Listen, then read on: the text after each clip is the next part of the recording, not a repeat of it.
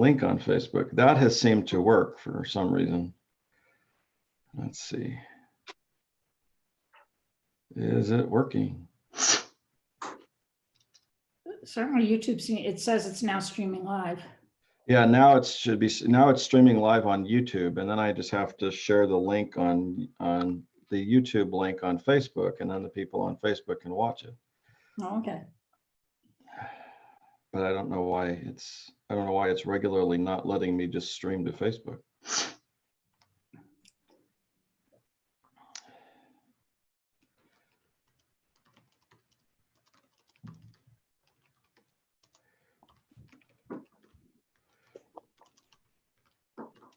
I just feel good that I figured out how to use Zoom, you know?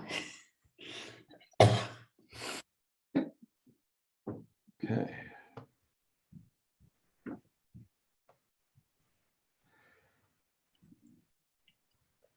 Okay, now I'll go back here and share this again so we have a text to look at. Ta-da! Okay. It just left my screen. What? It left my screen. That's okay. We got it. There we go. Okay. I think we should be good to go. Let me make sure that YouTube is not giving me sound. I want to make sure. Okay, there we go. Definitely don't want sound from YouTube interfering. So, Shabbat Shalom, everyone. Shabbat Shalom. Shabbat Shalom. So we are going to be looking at Exodus 33, starting with verse 12 today. I was telling Sally I don't have my Exodus commentary at home, but we just went over this, not too long ago. So I think I remember. So let's go ahead and start. So Sally, you want to start us off with verse 12? Sure. Moses said to the Eternal, "See, you say to me, lead this people forward, but you have not made known to me whom you will send with me. Further, you have said, I have singled you out by name, and you have indeed gained my favor. Now, if I truly gained your favor, pray let me know your ways, that I may know you and continue in your favor. Consider too that this nation is your people." And God said, "I will go in the lead and lighten the burden."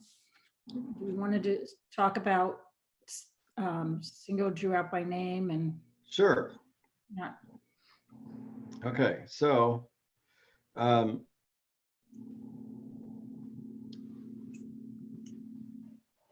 we have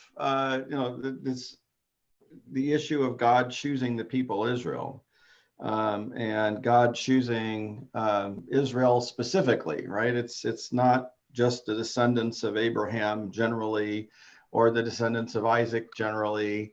It is specifically the descendants of Israel.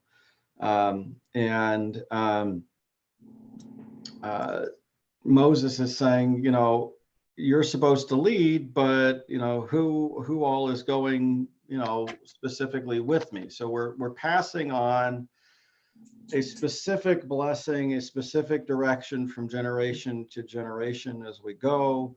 And finally, we have Moses leading the people, and Moses needs to know who is going with Moses.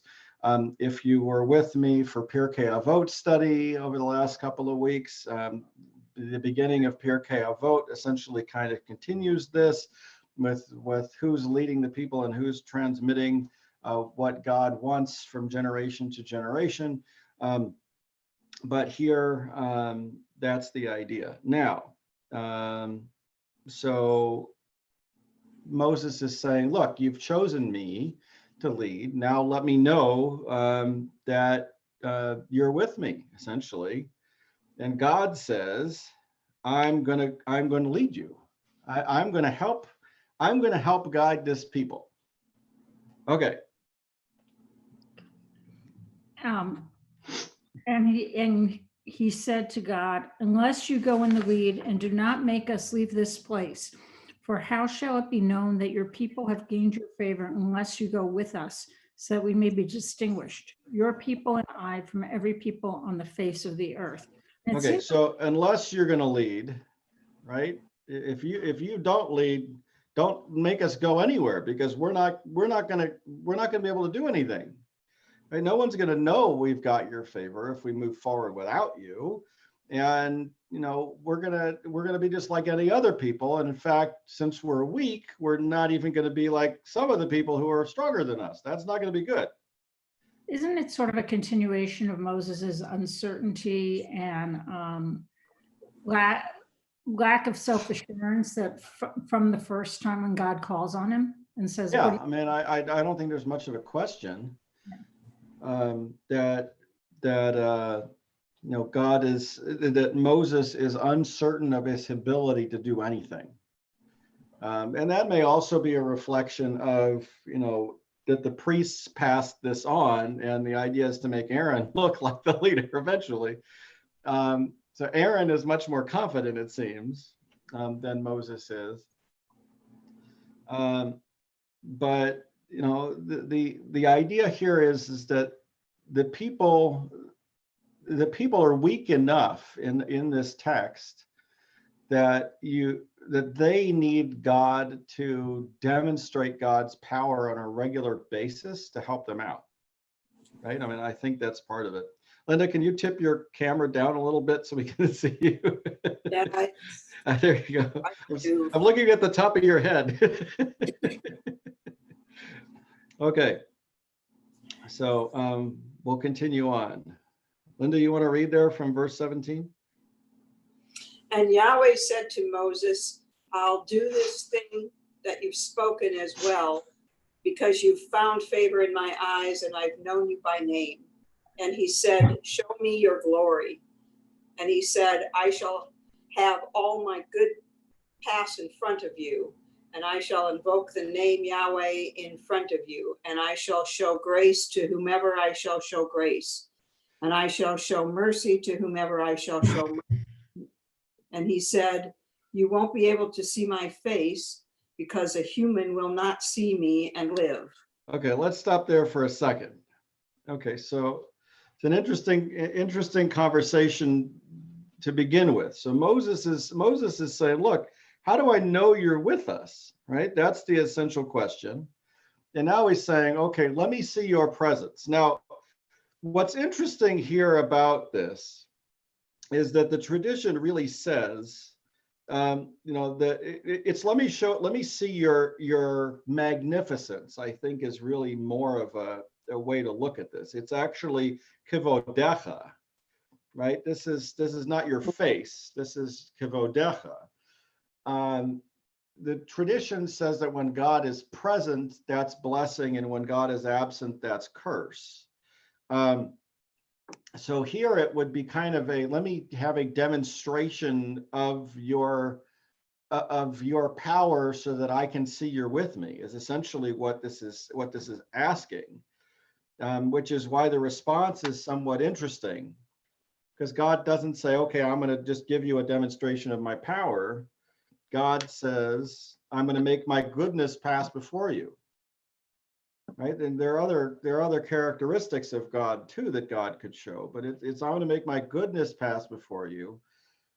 So I'm going to provide. Essentially, I'm going to provide for you as we go.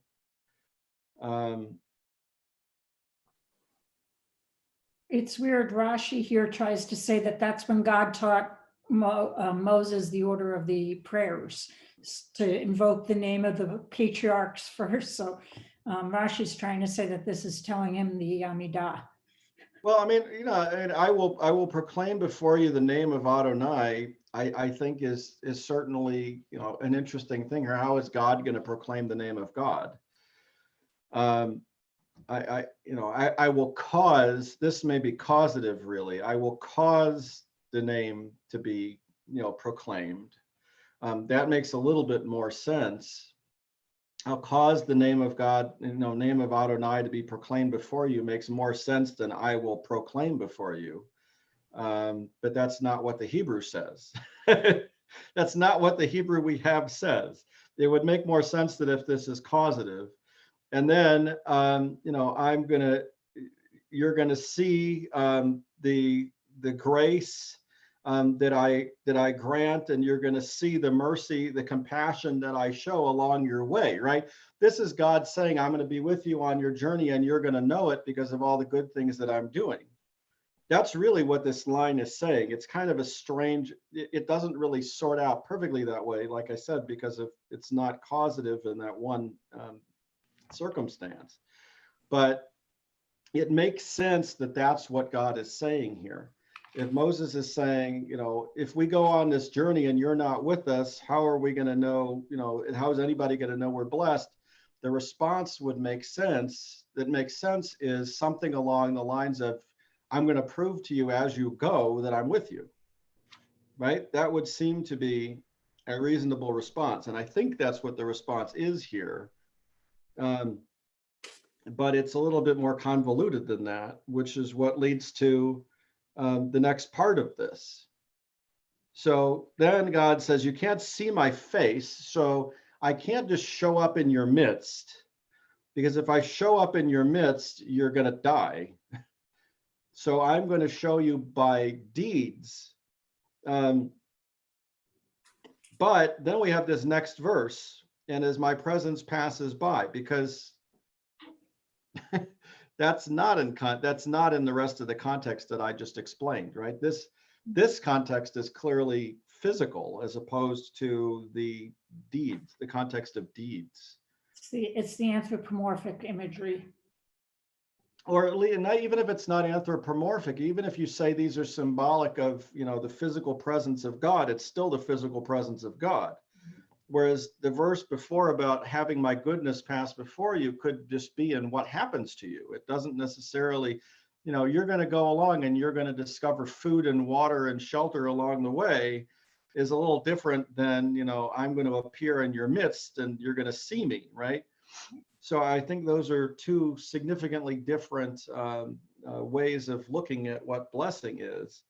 And here we have, a pretty significantly different one. Okay, so Linda, you want to keep going there? You want me to read from your script? And whichever, you can read from yours if you want. And the Lord said, see, there's a place near me. Station yourself on the rock. And as my presence passes by, I will put you in a cleft of the rock and shield you with my hand until I have passed by. Then I'll take my hand away and you will see my back, but my face must not be seen. Okay. So, and what we have here is essentially in line with the idea that what they're going to see are God's deeds along the way. It's just a little bit more dealing with physical presence, because what's going on here is it's going to be where you're going to see me moving, but you can't really look at me. I'm going to prevent you from actually seeing me. And then you'll see where I have gone, because you'll see my back, right? I'll have already been there. It's kind of the same idea, but it's a lot more physically present than just the impact of God's actions as God moves in front. But God said, I will shield you with my hand. God has a hand. Yeah, I mean, this is definitely anthropomorphic, right? And so God has a front and a back and a face and a hand and, the whole works, and God is moving on the ground in front of them. It's like God is walking on the ground in front of them, right? God is walking through the garden with Adam and Eve, right? This is the same kind of idea. But, I think you could make it somewhat like explaining what I was saying before, so that if you start off with the idea that the way God is going to prove that God is with them is by doing good deeds in front of them and making sure that they have what they need as they journey, and then you but they won't actually see God. That's part one. And then I think this is part two, which is that God's presence is going to be there in front of them, but they're going to see it as if they are, as if they're in this cleft of rock and God is blocking their ability to see God along the way. So you could potentially see this as kind of a symbolic attempt to explain what it's going to be like when God is in front of them. However, that's not how the tradition actually interprets it. The tradition interprets it that God's presence is right there, and God is using something that is like a hand to block Moses from seeing God. I mean, that's the tradition sees this as much more in that anthropomorphic way than I think it necessarily needs to be seen. But in ancient times, I think that's how they saw this, that God is physically there. A couple of the commentaries from mine are kind of interesting on this. Rashi's, I think, resonates today with the shield you with my hand. The fact that Moses needs shielding in such a circumstance teaches us that once destructive forces are unleashed, they are free to work their destruction. And Unclos translates euphemistically, I will shield you with my word, to avoid making it sound as if God had to shield him with his physical hand. Then Ibn Ezra likens it to clouds protecting us from seeing the sun directly, which would be destructive for us. So I thought both of those were interesting. Yeah, I mean, we have in Egypt, God sending the destroyer, and the destroyer goes everywhere other than where God is. So it's a similar concept here, that God's power is so awesome and so destructive that God needs to protect people from it. In essence, covering the entryway to the cleft of the rock is like covering the door to the homes of the Israelites. Right? They're both similar. It may be the same idea. I don't know. It's hard to put ourselves in the minds of the people in ancient times here, but there certainly is an idea in the tradition through at least the first temple period, and the rabbis kind of maintain it in the second temple period, so it's probably there also, that anybody who's in the Holy of Holies when God is there, right, can die if they're not taking care of themselves. And I think that goes back to this. Okay. Stacy, do you want to read? Sure. 34.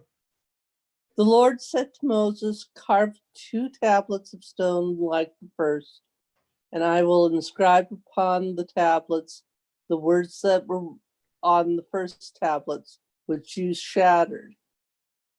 Be ready by morning, and in the morning come up to Mount Sinai and present yourself there to me on top of the mountain. Okay, so No, we've got a process that took a long time the first time, does not take very long the second time, because God stored it all on the hard drive. This is the backup 10 commandments. They're already done, ready to go. They're just printing them again. no one else shall come up with you, and no one else shall be seen anywhere on the mountain. Neither shall the flocks and the herds graze at the foot of this mountain. So Moses carved 2 tablets of stone like the first, and early in the morning he went up to Mount Sinai, as the Lord had commanded him, taking the 2 stone tablets with him. The Lord came down in a cloud. He stood with them there and proclaimed the name of the Lord. Okay, so God is a cloud on the mountain, because this is daytime. So you got to remember how this works. God moves as a cloud during the day and as a pillar of fire at night. Right? So you can see the cloud during the day and you can see the pillar of fire at night. That's the idea. So God is there as a pillar of cloud, and Moses is standing next to God. That's how it's working here. Okay. The Lord passed before him and proclaimed, the Lord, a God compassionate and gracious, slow to anger, abounding in kindness and faithfulness, extending to the Yeah, go ahead. thousandth generation, forgiving iniquity, transgression, and sin. Yet he does not remit all punishment, but visits the iniquity of parents upon children and children's children, upon the third and fourth generation. And we know this verse from Yom Kippur, right? This is the high holy day liturgy right here. Adonai Adonai el rachum v'chanun erech apayim v'rav hesed v'amet noser chesed lalafim noser avon v'fesha v'chata v'nakeh, right? So I mean, we sing that on Yom Kippur. The choir sings that. That's the kind of awesome statement that God is forgiving. Except we leave out that last part about visiting the iniquity upon of the parents on the children. Well, sort of. We don't sing it. It's actually in the text. We have that he doesn't remit punishment, but visits the iniquity of parents upon the children's children. Third and fourth generations, okay. So fifth generation, we're fine, right? Isn't that contradictory? I mean, compassion, kindness to the thousandth generation, but visiting iniquity on the great-great-grandchildren. So here's the other thing is extending, it's not really the thousandth generation. I mean, I've always translated that as multitudes. So it's really extending kindness to multitudes. Alafim are thousands. I mean, I think it'd be bad to translate it as thousands, which is what it actually says here. I think it's really more extending kindness to multitudes, meaning many, many people. And I forgive iniquity and sin, but I don't remit all punishment. That's I think what's being said here. I don't think this is the thousandth generation. I think that's kind of a stretch in the translation. I don't like that as a translation because I don't think thousandth generation is there. I think just thousands is what the word is. So the question is, do you translate this as 2000s? Or do you to the thousands, or do you translate it as to the multitudes? And I think it's probably to the multitudes. I mean, it's to a lot of people. One of these, who is this? Ibn Ezra says that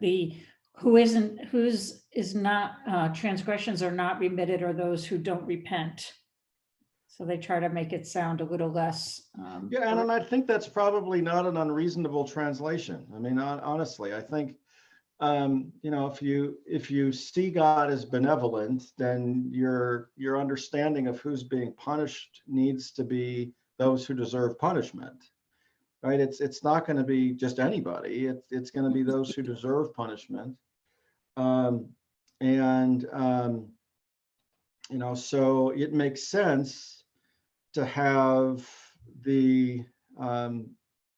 to have those who are being punished, those who have gone out of their way to not try to remedy things. I think that's reasonable. But the problem is to the children, to the third, fourth generation, because later on, there's a commandment about not punishing the children for the sins of the parents and not punishing the parents for the sins of the children. And here we're saying that the iniquity remains. I think having the taint of sin for generations, I think makes some sense. I've done sermons on that before. If you do something really bad and you're unrepentant, it's going to impact your children and your grandchildren, and things have an impact for generations. I think here it's probably a ritual impact, a spiritual impact, as opposed to necessarily a physical impact.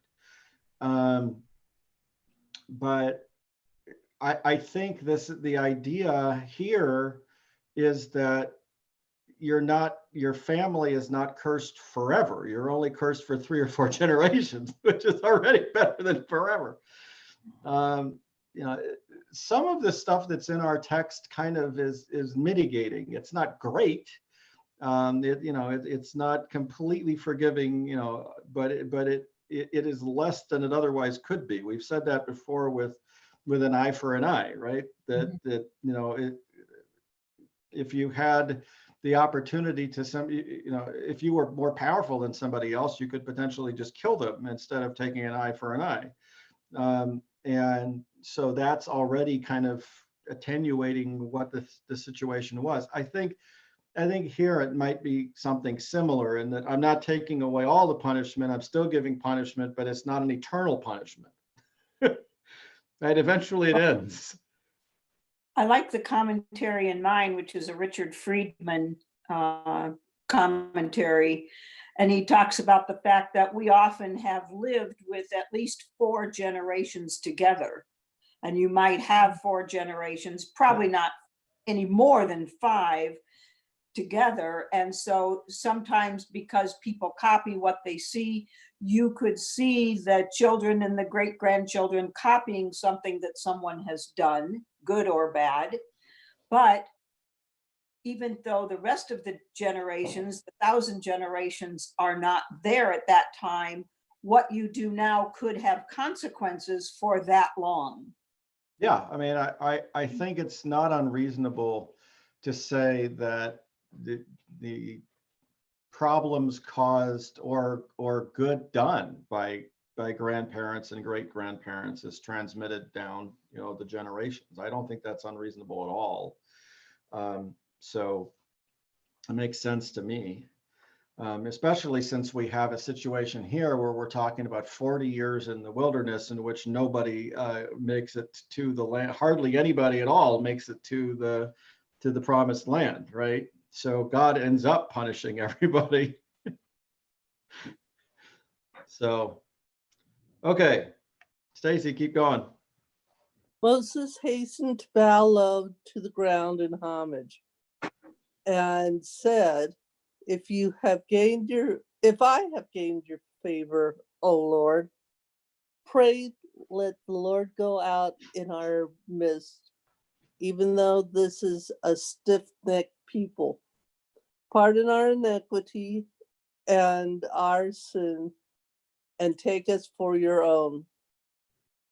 He said, I hereby make a covenant before all your people. I will work such wonders that have not been wrought on all the earth or any nation, and all the people who are with you shall see how awesome the Lord's deeds, which I will perform for you.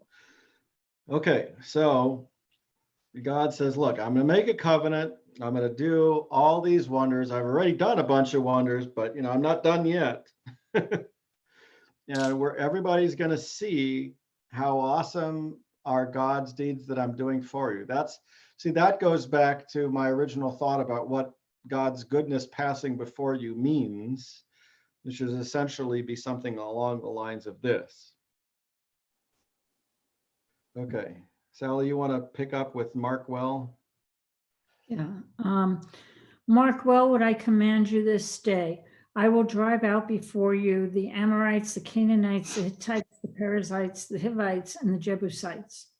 Beware of making a covenant with the inhabitants of the land against which you are advancing, lest they bear snare in your midst. No, you must tear down their altars, smash their pillars, and cut down their sacred posts. For you must not worship any other God, because the Eternal, whose name is an impassioned God. Okay, so this is the prediction as to what's going to happen when they come into the land. Now, you kind of get the idea here that it's going to happen sometime quickly when they come into the land. You don't get the idea that it's going to take hundreds of years for these things to happen, but that's what ends up happening. So there's a question of, what the dating is of this text, because, it took a very long time for the Israelites to drive out or even absorb, much less eliminate, all of these different groups. I mean, hundreds of years we're talking about. And we know also that when we're talking about tearing down their altars and smashing their pillars and cutting down their sacred posts, that doesn't seem to happen fully, at least, until the 7th century.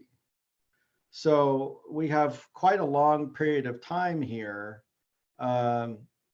when this stuff doesn't happen. So we're either dealing with a text, obviously, that's written at a point in time when this has happened, or we're dealing with a later editing of the text to make it fit that, or we're dealing with a prediction of what should happen that definitely did not. Those are the three options. You can pick which one you like. But unfortunately, the text seems to support ethnic cleansing.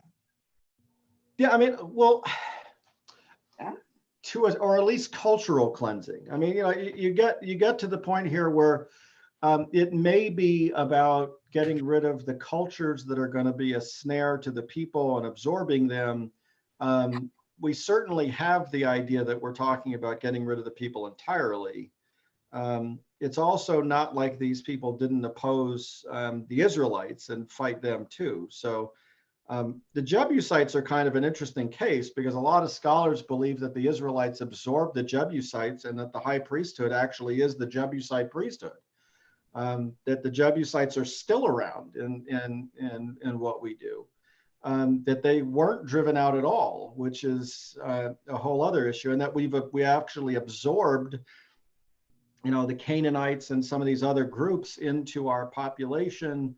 The whole idea of Adonai and Asherah seems to have been that the Israelites absorbed a lot of the Canaanite culture, and that the Canaanites simply became Israelites, and we adapted, their traditions. So there's a lot of stuff going on here behind the scenes historically that doesn't jive with this text. And the Jebusites were Jerusalem, right? Yeah, the Jebusites controlled Jerusalem after the Egyptians controlled Jerusalem. And it certainly doesn't seem like we got control of Jerusalem at all until a much later point in time. We know it is by the time there's a Judahite king, but we don't know at what point before that, whether it's the kingdom of David, the Davidic kingdom that they did it, or if it was somewhere right before then. But the Jebusites seem to have been in control of this the whole time. We also know that the idea that making a covenant with the inhabitants of the land and becoming a snare in their midst because of their religious practices, there were altars there in many of the cities, shrines in many of the cities that the Israelites controlled all the way through the history of the Northern Kingdom. So this text doesn't make sense until at least the 7th century BCE, and maybe not even until after they returned from the exile. So we're dealing with an understanding of what's going to happen when they come into the land that is not fully realized, I would say, until the late 6th century or even into the 5th century BCE. That'd be Josiah. So you're not placing it at Josiah. Well, I think Josiah would be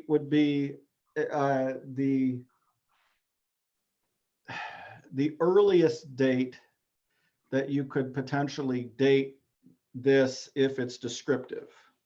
But more likely it's after that, because more likely it's describing something and retrojecting what Josiah prescribed. So you're dealing with, in the time period between Josiah and the Babylonian exile is fairly short.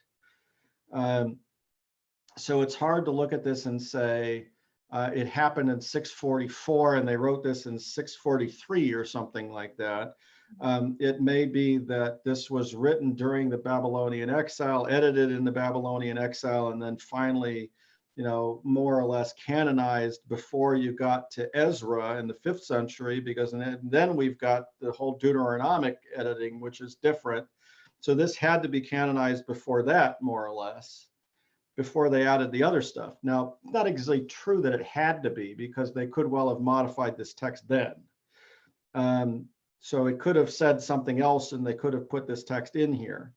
But we know we're not dealing with something that is way early. We know we're not dealing with 1000 BCE here, because it doesn't line up. We know there were practices that had nothing to do with this at all at that point. So, okay. And then God is a vengeful God. That's what we've got here in verse 14. Impassioned is vengeful. God is going to take God's vengeance out on the people if you don't do what I want you to do. And so could this also be that sort of a statement, because the Israelites didn't do this, is why the temple was destroyed, why we were put in exile? Yeah, I mean, so it would make sense if the priests in the 6th century BCE were arguing, here's what God told us to do. We didn't do it, and that's why it was destroyed. Right? You could make the argument that that's true of the destruction of the northern kingdom also, which would kind of be an early date, but that doesn't seem to really get going until Josiah as an argument for why. I mean, and verse 15, which we're about to read here, would certainly not be anything that anybody up in Dan in the 8th century would have had any, would have been in agreement with. They were sacrificing to other gods in Dan in the 8th century. So, okay, Linda, I think it's your turn here.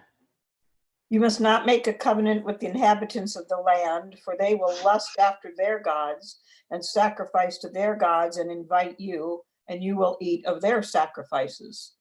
And when you take wives from among their daughters for your sons, their daughters will lust after their gods and will cause your sons to lust after their gods. Okay, and that's almost a quote from Ezra, right? So if you're looking at different time periods, what Ezra says in the 5th century in criticism of the priests who went in exile in Babylonia and have come back is essentially this. It's almost a quote. So it could be that we've got a later edited version of this section of the text that's designed to criticize the priests who brought back all these practices, and this is not what's supposed to happen. Okay. You shall not make molten gods for yourselves. You shall observe the feast of unleavened bread, eating unleavened bread for 7 days, as I have commanded you, at the set time of the month of Aviv. For in the month of Aviv, you went forth from Egypt. Okay, so a couple of things here. So we've got molten gods, and there are some shrines that had gods made of wood and covered in metal. I'm not entirely sure what the history of practices among the Israelites is for actually having molten idols. There are different cultures that had molten metal idols. I don't know that we have a whole lot of evidence of Israelites doing that. There's certainly evidence of Egyptian idols that have been discovered in the land. There's evidence of Canaanite idols that are discovered in the land, but most of the Canaanite idols, I think, are carved stone or clay, as opposed to being molten metal. So, I mean, that's kind of an interesting statement, because I don't think there's a whole lot of Israelite practice of molten metal, even in the north, even when they were worshiping multiple gods. But I'd have to check. There may have been some. Then we get to Passover, which here is the Feast of Unleavened Bread specifically. And it's set in the spring, the month of Aviv. I think really should be seen as the season of spring. as opposed to as like a month in spring or something like that. I think most of the holidays we have, at least as how they're described early on in the Torah, when they're first described, seem to be described as holidays that the priesthood would prescribe when they happen. So they weren't fixed on a calendar, they were set whenever the priest decided to have them. And this may have been based on, if the weather changes from year to year, whenever the animals start having babies, and there are enough lambs and baby goats for us to have our festival, then we call the festival. Something along those lines, as opposed to it's set on a calendar and we're necessarily gonna have it on this day and this month, like we So- do now. So is Aviv actually means spring and not Yeah. the name of a month? Yeah, so it's spring. So it's you're as I have commanded you at a set time, Chodesh Ha'aviv, in the spring month or something like that. Now you could say, okay, maybe this was the name of a specific month. I can't argue against that. It's certainly possible, but I think the idea here is that this is, this is a month in the season, and the holidays were declared by the priests. It's a difference between when you have to worry about a diaspora and when you don't. If you don't have to worry about a diaspora and everybody's around you all the time, you have the flexibility of calling a festival whenever you want because everybody's right there. If you need to give people a month's notice or more to be able to get in for the festival because they have to travel and make plans, then you have to have it set further out. I think the earlier practice was simply to have the priesthood decide to call the festivals perhaps based on what the heavens looked like, where the stars were when, but also I think just the practical reality of what was happening on the ground. If you need lambs and baby goats in order to make sacrifices for your festival, in order to have Pesach offering and have enough of them for the people, you couldn't do that before the sheep and goats had babies. So if you had a drought or you had some sort of bad winter that delayed everything, you couldn't just automatically have it at the beginning of the season. You had to wait. You had to wait until later in order to make that work. And I think that was the practice until we got to the point where you had to worry about a diaspora, and then they had to fix the calendar. Or you had to worry about foreign government control and the foreign governments wanting to have things on their calendar so they knew what was going on. That works too. But here I think it's that. Okay, and it also is an interesting thing in that the Feast of Unleavened Bread may have preceded the application of the Passover festival to it. In other words, unleavened bread was a standard part of the sacrificial cult in ancient times. It was how the priests ate all meat offerings. So it was a standard food that they ate. And it could have been that there was a holiday that was associated with that for the priests to celebrate the unleavened bread that they made, that they used all their food, and that at a later point in time, the meaning of that changed to absorb the Pesach tradition. We don't know, but so here you may have the original description of what this holiday is: a springtime holiday where they celebrated unleavened bread, and then we have more of then we have a further description here.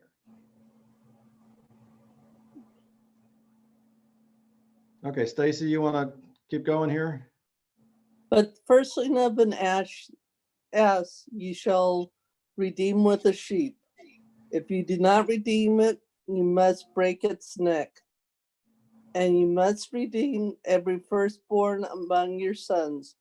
None shall appear before me empty-handed. Okay, so let's just stop there for a second. So we're talking with the firstborn. And this seems to harken back to a much older tradition also, because we certainly don't have a description of a tradition where we're offering our firstborn sons to God at this point, right? The firstborn sons seem to be connected possibly to an older sacrificial cult that we get rid of completely. We have in the Canaanite tradition the Molech cult, which we definitely don't agree with, in which that seems to have been the case.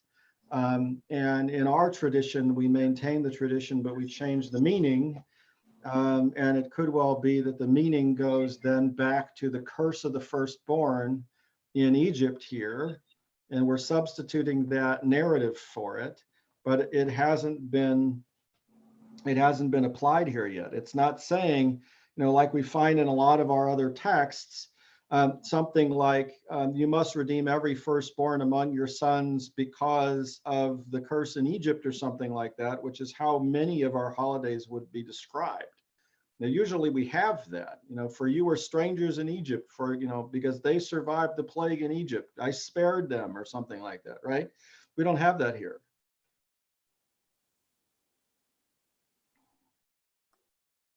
"6 days you shall work, but on the seventh day you shall cease from labor. You shall cease from labor even at plowing time and harvest time. You shall Okay, observe so the don't think feast." that just because you're busy with work that you can just forget about taking time off. You need to take a Shabbat, a Sabbath day, even if it's plowing time and harvest time, even if those days are important to you. So not just when you're sitting at home in the winter and there's nothing to do, even when it's plowing time. Yeah. So is this Shabbat, or are they saying the seventh day of Passover? So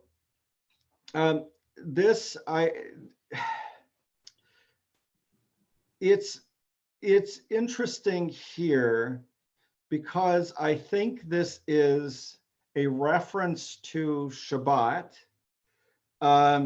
but at the same time, it's plugged right into, because I think we've got here first, if you look at this calendar seems to be observe the Feast of Unleavened Bread, then a brief Shabbat, reference to Shabbat, and then Shavuot. Okay.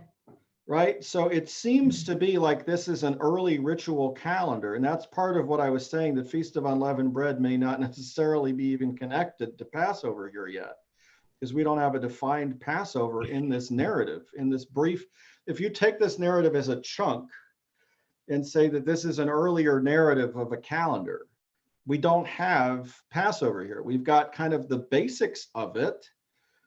We've got unleavened bread, and then we've got sacrifice the firstborn of your flocks, which could be that your Pesach offering is supposed to be the firstborn of your sheep or your goats, which we don't have later. That's not part of the description of the holiday later. The holiday later just says sacrifice a baby sheep or a kid from the flock, but it doesn't connect it to the firstborn, which is what you've got here. So it may be that the earlier version of this holiday is you're supposed to, the priests would call the festival of unleavened bread. The people would then offer the firstlings of their flocks as, an offering to God, and then they would consume them, and that's connected to this narrative. Okay. "You shall observe the Feast of Weeks, of the first fruits of the wheat harvest, and the Feast of Ingathering at the turn of the year." Okay, so now we've got a couple of other different things that are plugged in here, and different names of holidays. And so we have the Feast of Weeks. And what are you supposed to sacrifice at the Feast of Weeks? The wheat harvest. And it's specifically the wheat harvest. It doesn't say just bring in the first fruits of your fields. It says bring in the wheat harvest. Right? So I mean, we've got a holiday description that is similar to what we get later on, but it's not what we have later on, because later on, this is the first fruits of anything. This is the first fruits of any harvest you have. Here it's specifically the wheat harvest. And then you've got the Feast of Ingathering at the turn of the year. The Feast of Ingathering, we don't really even have on our calendar, unless you're calling that Sukkot, right? We don't have anything that's called that in our tradition.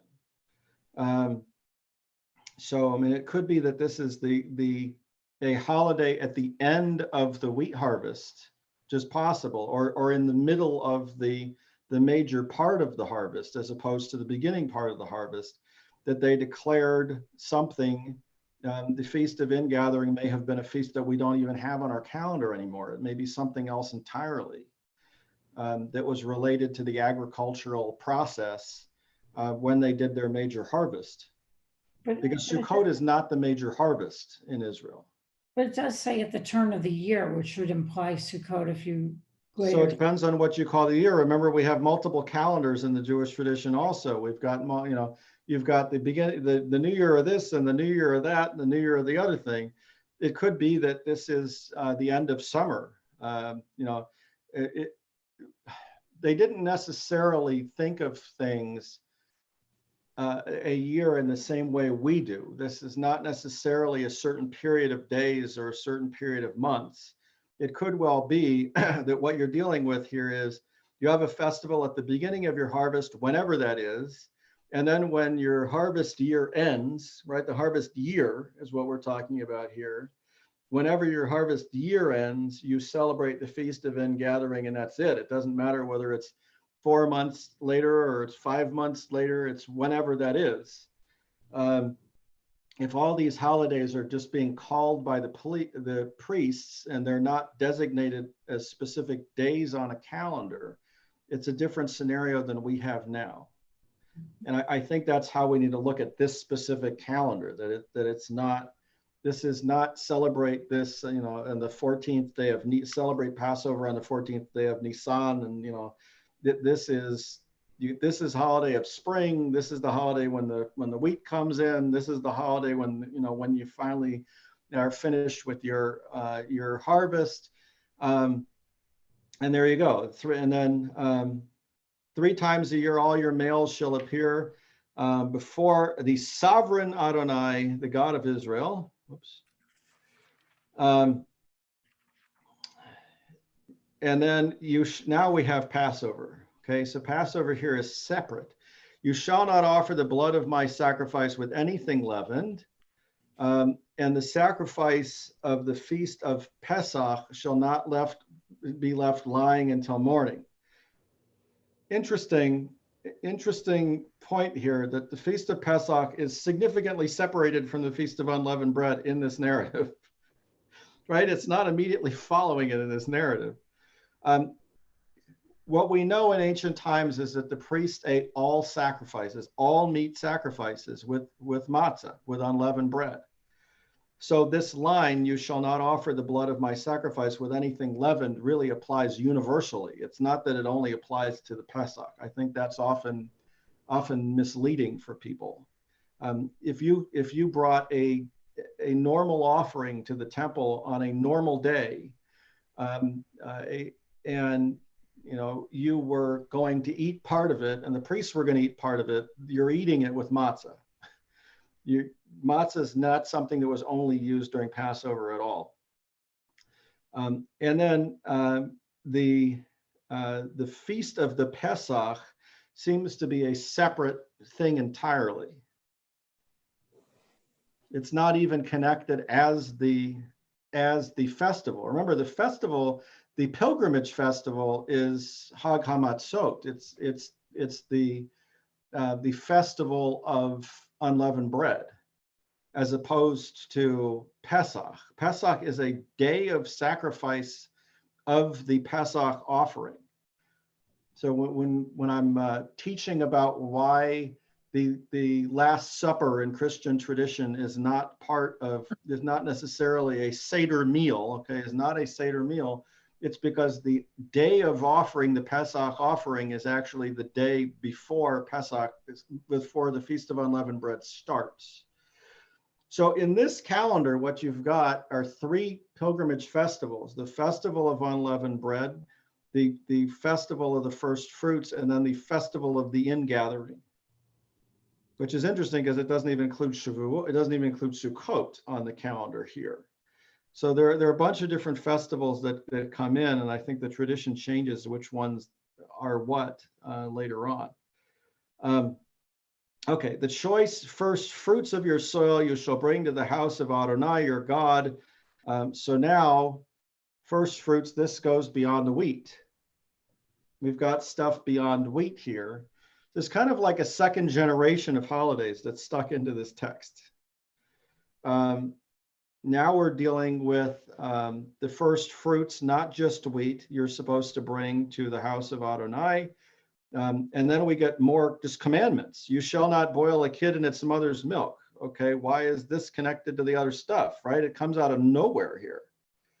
It's not even connected to any of the other part of the narrative that we're talking about. In fact, it's not even directly connected to the Pesach offering, which would have made more sense if it was stuck in the verse before.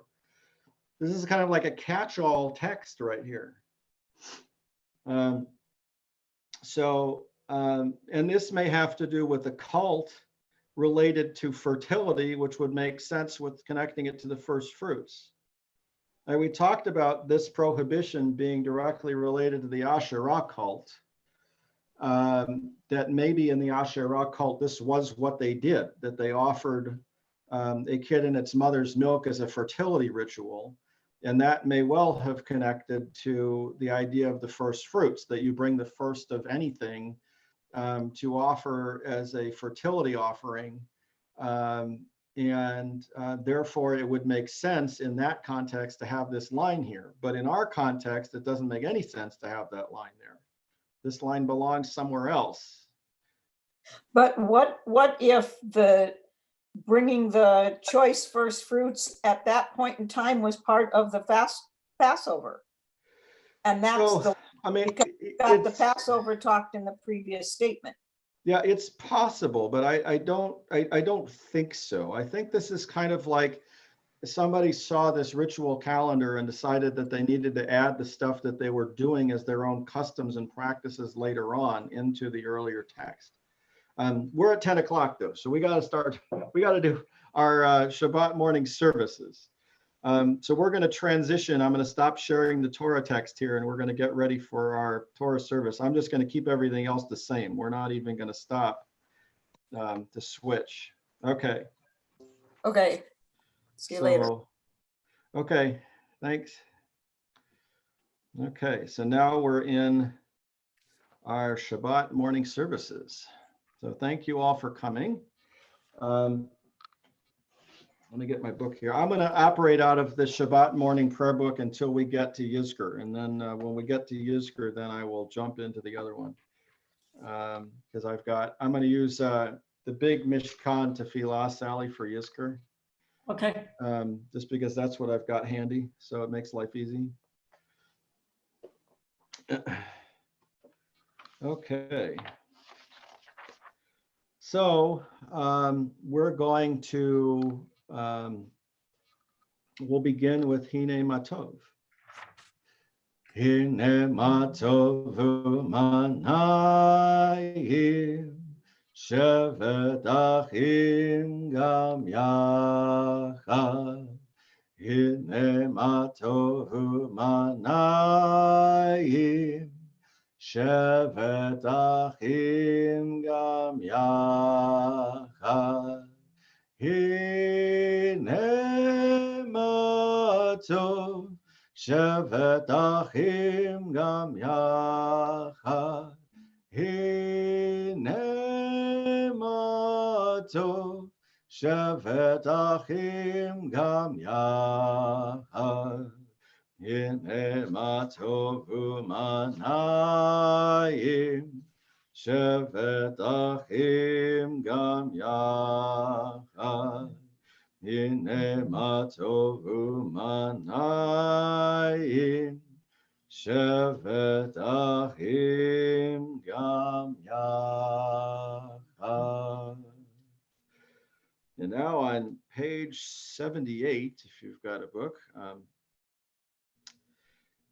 well, come on, read along with me here. Or Sally, why don't you read this? My God. My God, I'm not Page sure 78. what's the other number. 196.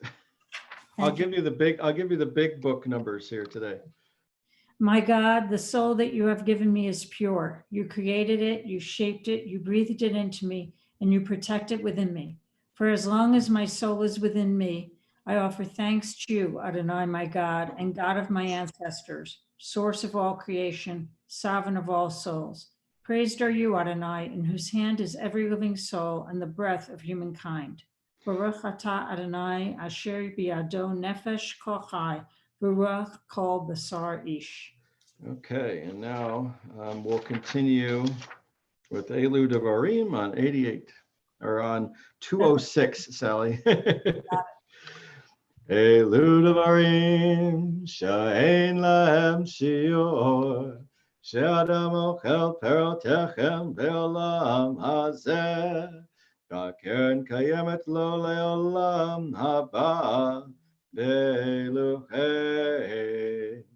Kibud avaim ugmelot hasadim, Vashkamat beit hamidrash shacharit ve'aravit, V'chaknasat orchim uvikur holim, V'chaknasat kala uvayat hamet v'yun tefilah, Behavat shalom ben adam lavero, B'talmud Torah keneged kulam. These are things that are limitless, of which a person enjoys the fruit of the world, while the principle remains in the world to come.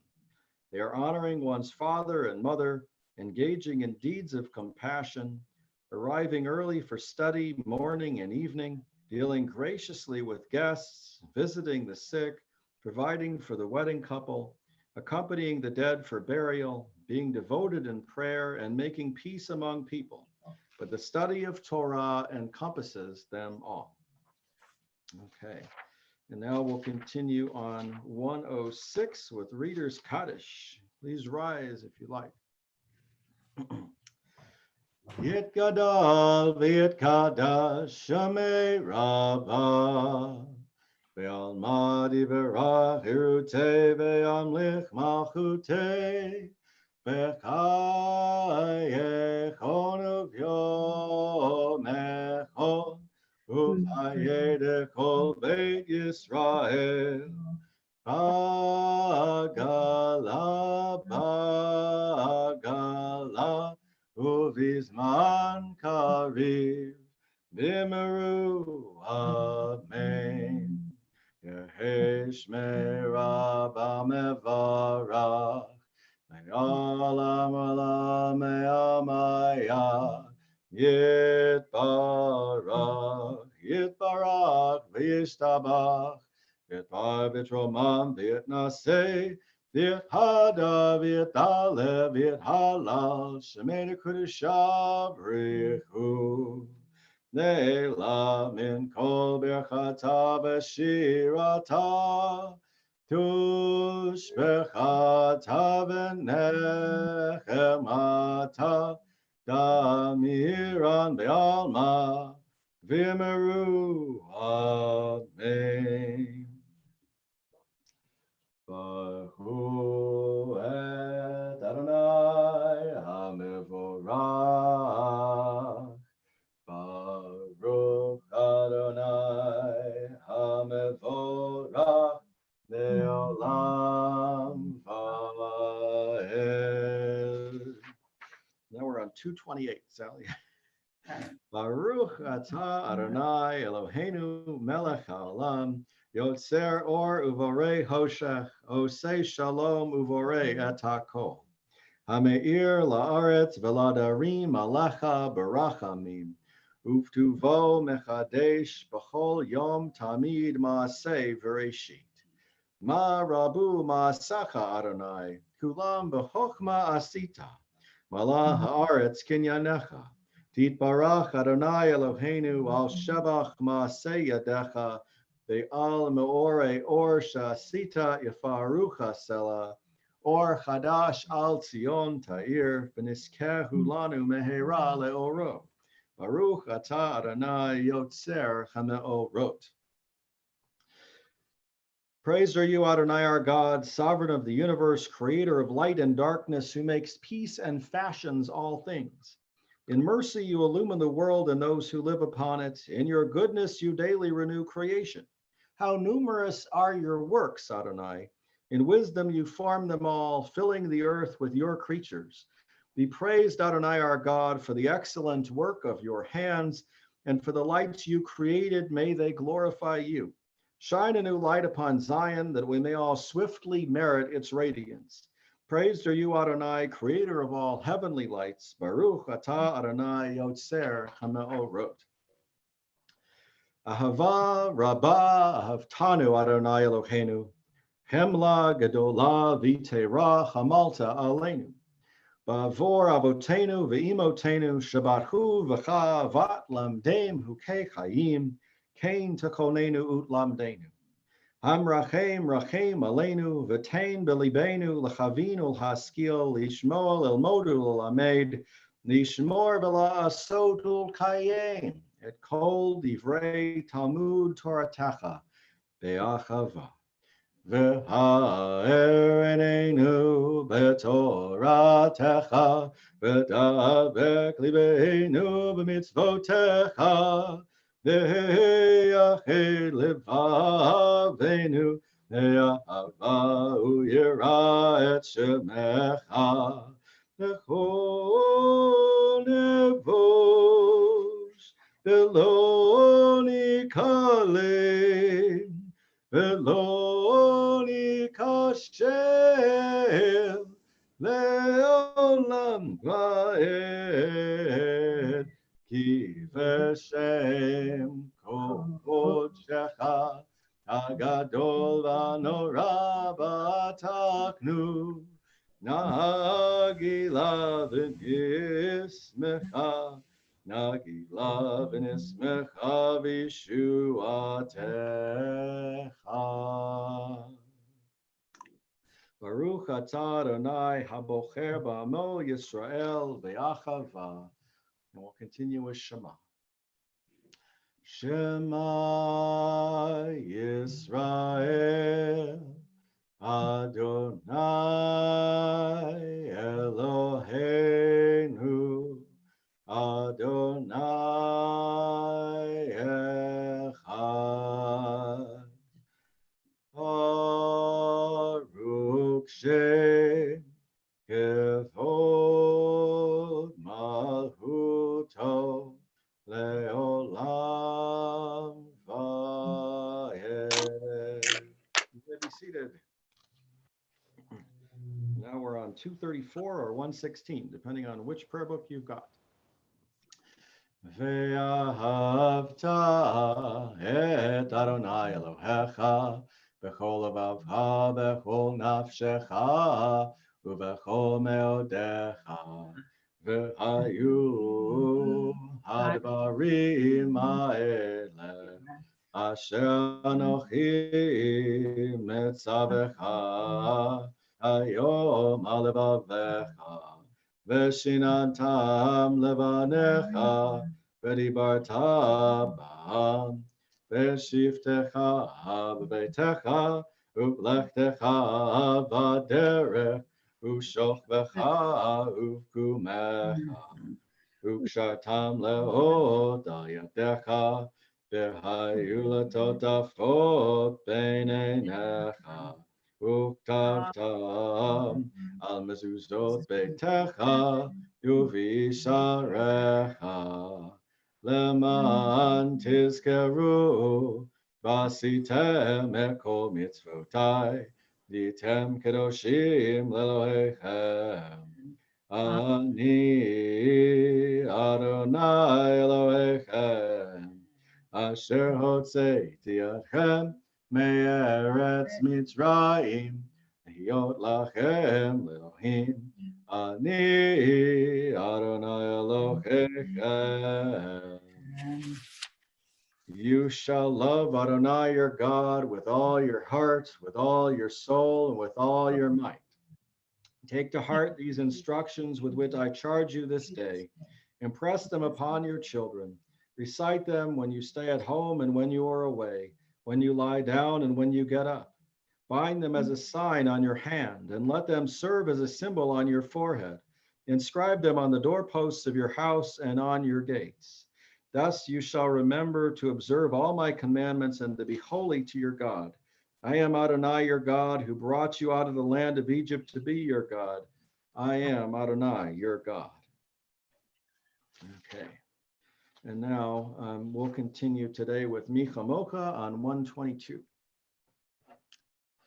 Micha Mocha Bailim Adonai, Micha Mocha Nedar Bakodesh, No Rati Lodo Sefele, No Rati Lodo Sefele, Shira Hadasha Shibahu Gulim Leshim Hasvat Hayam Yachad Kulam Odu V'kim Lehu Ve'amru Adonai Imloch Leolam Va'ed Ya ba ba bim bim bam, ya ba ba ba bim bam, ya ba ba bim bim bam, ya ba ba ba bim bam.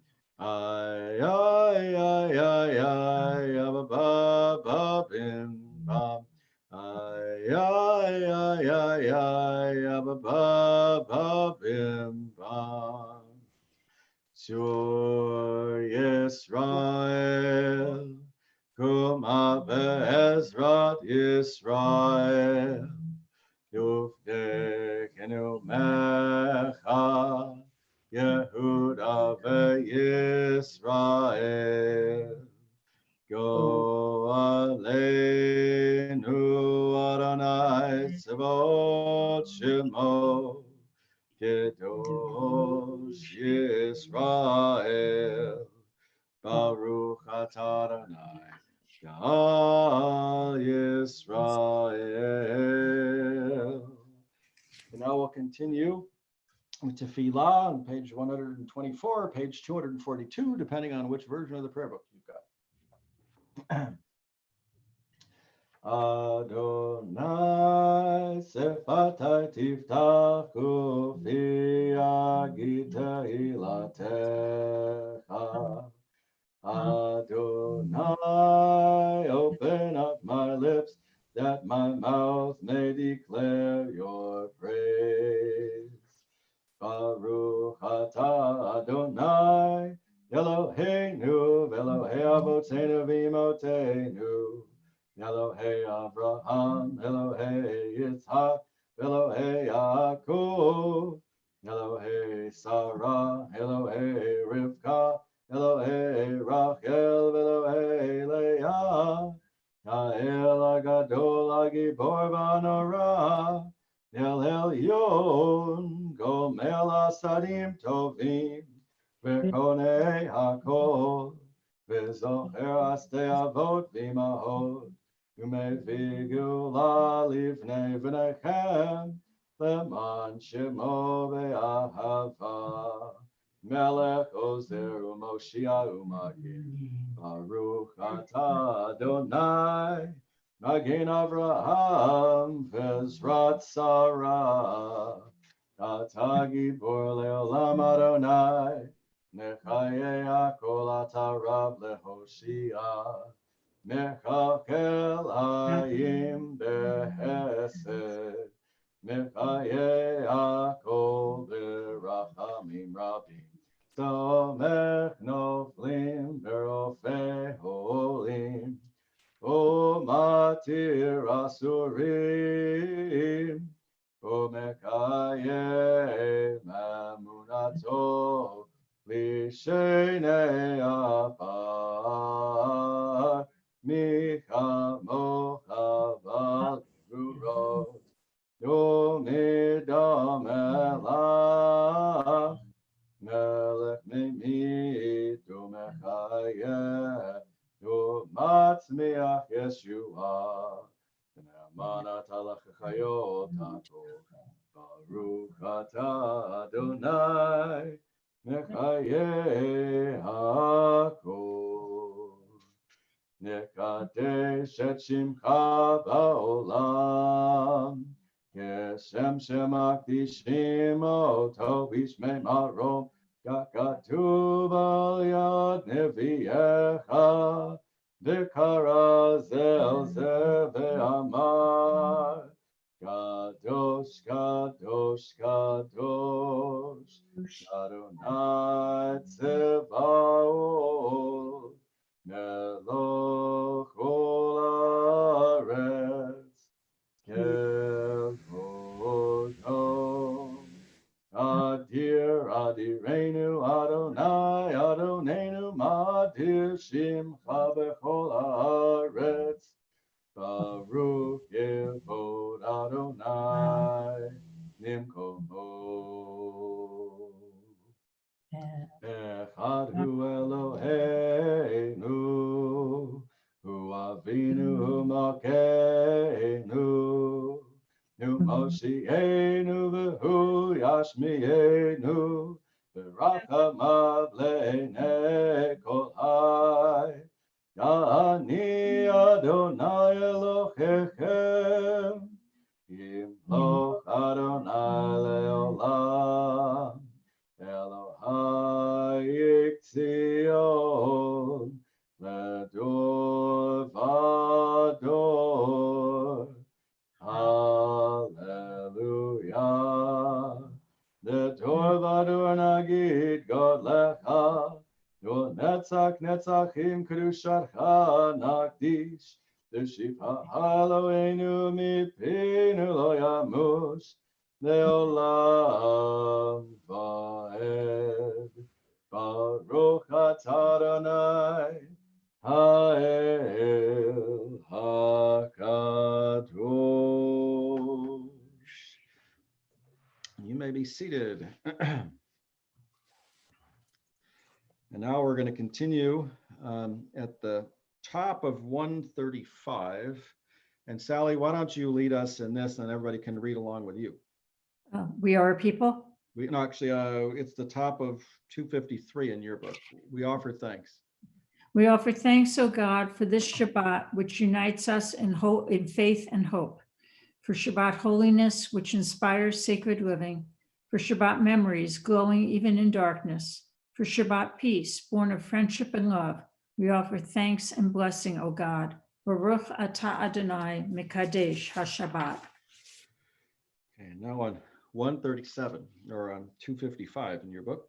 Ever-present one, may we, your people Israel, be worthy in our deeds and our prayer, wherever we live, wherever we seek you, in this land, in Zion restored, in all lands. You are our God, whom alone we serve in reverence. Baruch atah Adonai she'otecha levadecha b'yirah na'avod. Okay, and now on 139, I think, Sally, we'll read responsively here. I'll start, and then you'll read, and everybody can read along with you, and that way we'll have it a little cleaner than we've had it. Okay, so for the expanding grandeur of creation, worlds known and unknown, galaxies beyond galaxies, filling us with awe and challenging our imaginations. Modim anachnu lach. For this fragile planet, its times and tides, its sunsets and seasons, Modim anachnu lach. For the joy of human life, its wonders and surprises, its hopes and achievements. Modim anachnu lach. For human community, our common past and future hope, our oneness transcending all separation, our capacity to work for peace and justice in the midst of hostility and oppression. Modim anachnu lach. For high hopes and noble causes, for faith without fanaticism, for understanding of views not shared. Modim anachnu lach. For all who have labored and suffered for a fairer world, who have lived so that others might live in dignity and freedom. Modim anachnu lach. For human liberties and sacred rights, for opportunities to change and grow, to affirm and choose. Modim anachnu lach. We pray that we may live not by our fears, but by our hopes, not by our words, but by our deeds. Blessed are you, Adonai, your name is goodness, and you are worthy of thanksgiving. Baruch atah Adonai, hatov shimcha ulecha na'eh lechodot. sim, sim, sim, shalom, sim, sim, sim, shalom, sim, sim, sim, shalom, tova uveracha, sim, sim, sim, shalom, sim, sim, sim, shalom, sim, sim, sim, shalom, tova uveracha.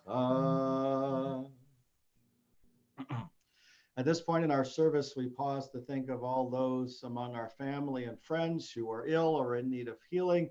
And we think of all of us around the world who are trying to protect ourselves from the COVID virus and all those who are suffering from the COVID virus. And we think of all of those who are taking care to protect and to heal us, to care for others who have the virus. Our whole world is right now concerned with healing and health, and we think of all of those, all of us really, who are involved in that. I'd ask if people like to mention names specifically. Kelly? Anyone else? Okay, take a moment and mention the names to yourself, and then we will sing Mishabera. Mishabera. Avotenu mekor habracha leavotenu. May the source of strength, who bless the ones before us, help us find the courage to make our lives a blessing, and let us say, Amen. Misheberach imotenu mekor habracha leavotenu. Bless those in need of healing with refuah shlema, the renewal of body, the renewal of spirit, and let us say, Amen. And now we'll pause for a few moments of personal prayer and silent meditation.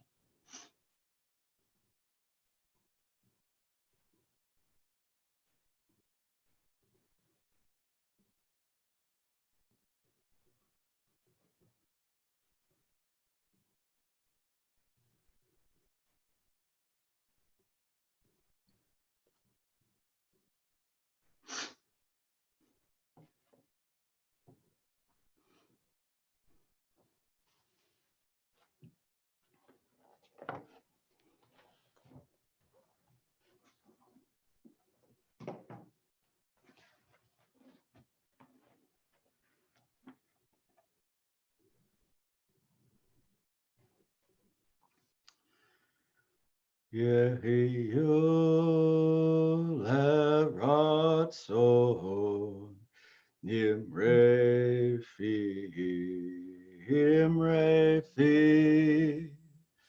Vekyon livi lefanecha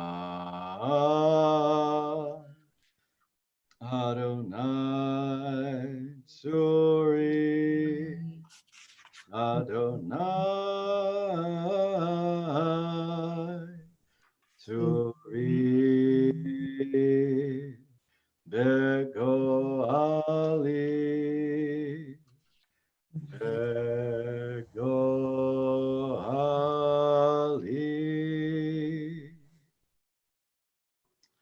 Okay, now we're going to continue with Yizkor for today. And when we finally get to the point where we'll mention names, I'll actually have you unmute yourselves, and then you can mention names yourselves. So we're actually on 574, Sally, in your big book. Adonai, what are we that you have regard for us? What are we that you are mindful of us? We are like a breath. Our days are as a passing shadow. We come and go like grass, which in the morning shoots up renewed and in the evening fades and withers. You cause us to revert to dust, saying, return, O mortal creatures. Would that we were wise, that we understood whither we are going. For when we die, we carry nothing away. Our glory does not accompany us. Mark the wholehearted and behold the upright, they shall have peace. Adonai, you redeem the soul of your servants, and none who trust in you shall be desolate. Adonai roi lo echsar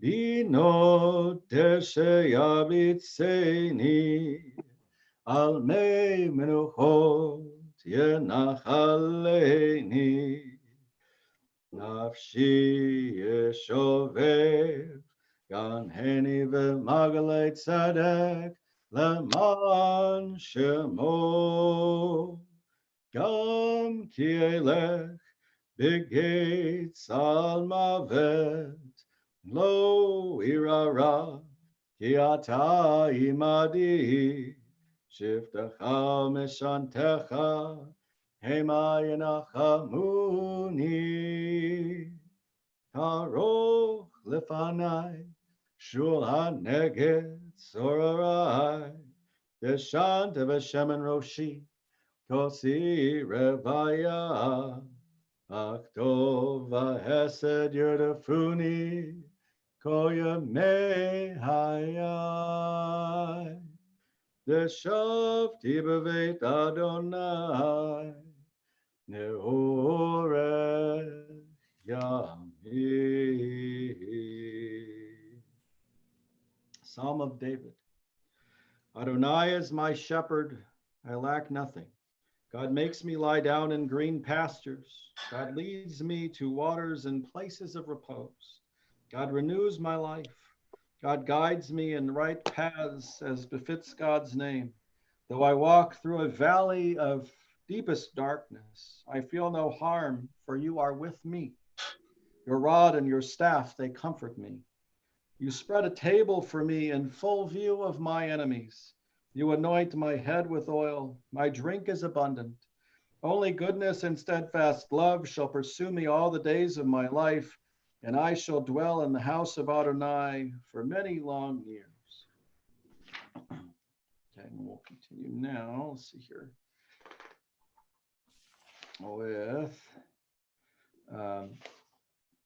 Esa-Enai, 577.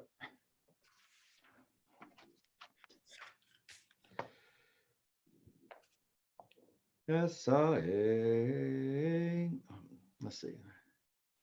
Let's do, actually, let's do the English of Esa-Enai, and then we'll do Shiviti.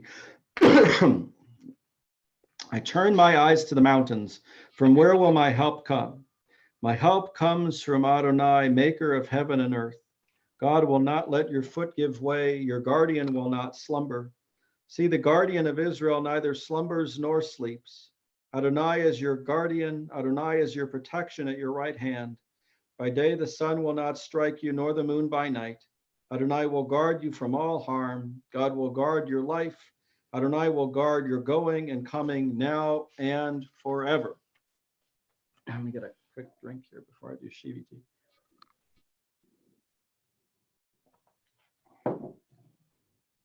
On 578 Shiviti. Shiviti Adonai lenegdi tamid Kimimini balemot Lachen samach livi Viagel kevodi Af besari yishkon laveta, ki lo tazov nafshi lisho, lo titen chasidcha lirot shachat, todieni orach yahayim, orach hayim. Sova semachot et panecha nimot bamin hanetzach. Shiviti Adonai lenegdi tamid ki mimini ba'alemot. I am ever mindful of Adonai's presence. God is at my right hand. I shall never be shaken. So my heart rejoices, my whole being exults. For you will not abandon me to Sheol, nor let your faithful one see the pit. You will teach me the path of life. In your presence is a perfect joy. The lights are ever in your right hand. Okay, and now we'll pause for a moment of Yizkor remembrance.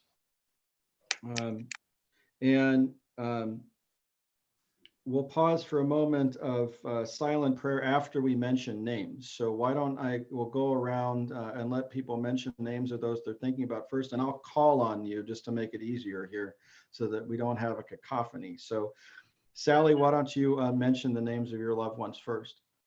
Claire B. Frank, Dr. Herman I. Frank, Margot Fivish. Okay, and then Steve, I have next on my list here. Julia Schonbaum, Lucy Schonbaum, Mark Schonbaum.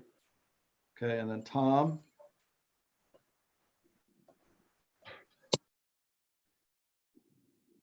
Tom, you want to mention the name of those you're thinking of? You there? Okay, we got a chat here. Oh, he doesn't have a mic or camera. Okay, so oh no, that's so Jody says her Isidore Coleman, Barbara Coleman, and Edward Ned Frankel. Okay, Rick.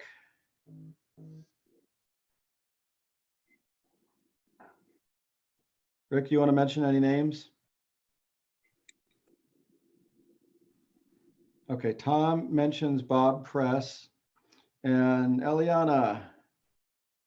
Robert Seatman, Ben Seatman, Shirley Seatman, Francis Seatman,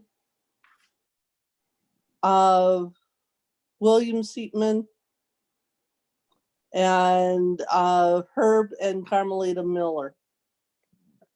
Okay, and then Rick, did you have any names? Rick's mic's on, but there's no sound there. Okay. So anyone else take a moment and think of the names of your loved ones now. And we'll pause for a few moments of silent prayer, and then I'll continue with our service.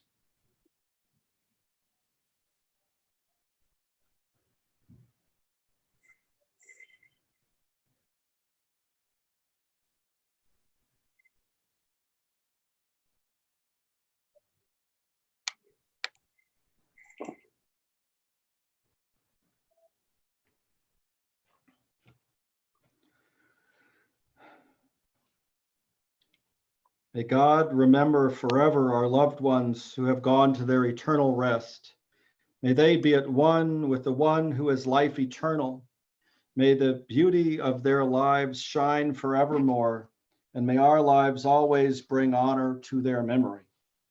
May God remember forever our brothers and sisters of the house of Israel who gave their lives for the sanctification of the divine name.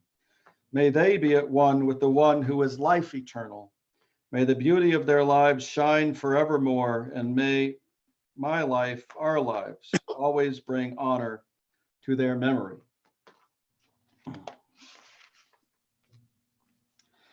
El Male Rachamim. So if you'd like to rise, please rise, because we'll continue with El Male Rachamim and then Aleinu and then Kaddish.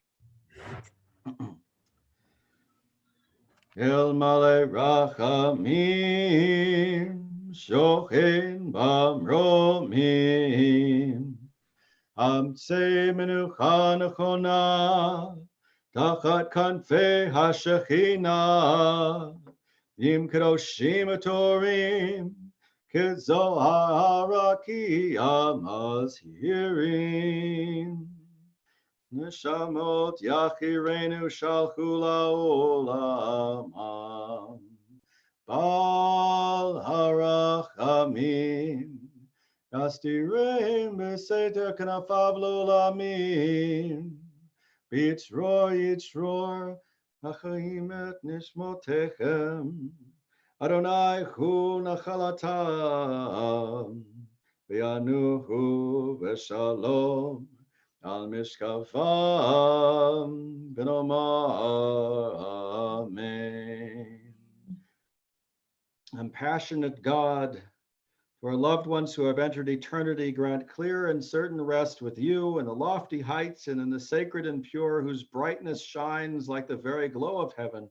Source of mercy forever, enfold them in the embrace of your wings, secure their souls in eternity. Adonai, they are yours, they will rest in peace. And let us say, Amen. Okay, and now we'll continue with Aleinu. Aleinu l'shabeach l'adon hakol, l'tekedu l'leotzer reishit, shehu noteh shamayim v'yosed haaretz, u'moshav yikaro b'shamayim mima'al, u'shchinatu zo b'gof hei meromim, hu Eloheinu einod, v'anachnu korim, Umistachavim umodim, lifnei melech malchei amlachim, hakadosh baruch hu, v'ne'emar v'haya Adonai, v'melech al kol haaretz, v'yom ha'hu, Yeh Adonai Echad, Ushemo, Echad.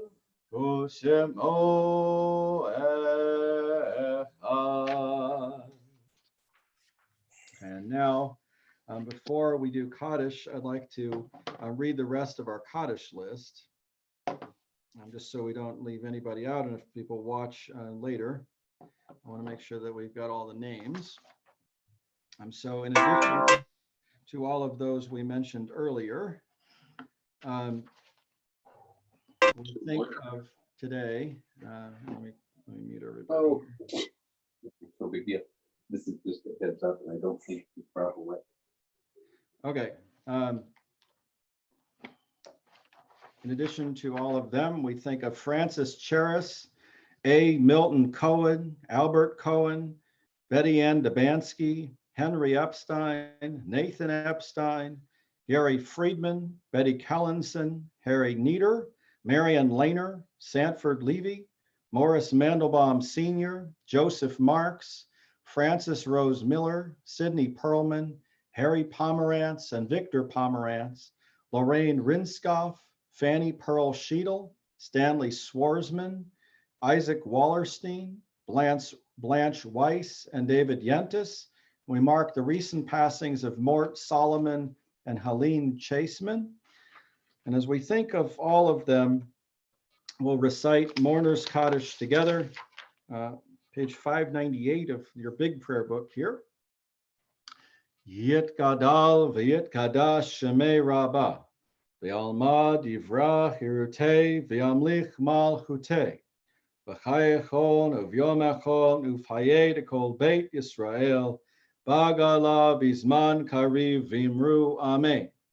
Yahei shmei rabbah mavarach le'olam u'lalmei almaya, yit barach v'yishtabach v'yit pa'ar v'yit romam v'yit naseh, Viat Hadar, Viat Alev, Viat Halal, Shemei de Kodesha Barichu. Le'ela min kol birchata v'shirata, tushbachata v'nechamata, damiran be'alma v'imru amen. Yahei shlama rabba min shemaya, v'chayim aleinu ve'al kol Yisrael v'imru amen. Osei shalom bimromav, hu yasei shalom. Aleinu ve'al kol Yisrael v'imru amen. May the source of peace send peace to all who mourn and comfort to all who are bereaved. And let us say, Amen. O say shalom bimromav, huya say shalom aleinu, ve'al kol Yisrael, ve'imru amen. Yaseh shalom, Yaseh shalom, shalom aleinu, ve'al kol Yisrael. Yaseh shalom, Yaseh shalom, shalom aleinu, ve'al kol Yisrael. Yaseh shalom, Yaseh shalom, shalom aleinu ve'al kol Yisrael. Yaseh shalom, Yaseh shalom, shalom aleinu ve'al kol Yisrael. Yaseh shalom, Yaseh shalom, shalom aleinu ve'al kol Yisrael. And now, because the priestly blessing is part of the morning services that we normally do on the festivals, I'll conclude with the priestly benediction, wishing all of us blessings in our lives. Yivarechecha Adonai v'yishmerecha. May God bless you and keep you. Amen. Ya'er Adonai panav elecha v'chunecha. May God shine God's countenance upon you and be gracious unto you. Amen. Yisa Adonai panav elecha v'yasem lecha shalom. May God lift up God's countenance upon you and grant you peace. And let us say, Amen. Shabbat shalom and Hag Sameach. Thank you for joining me. Shabbat shalom. Shabbat shalom.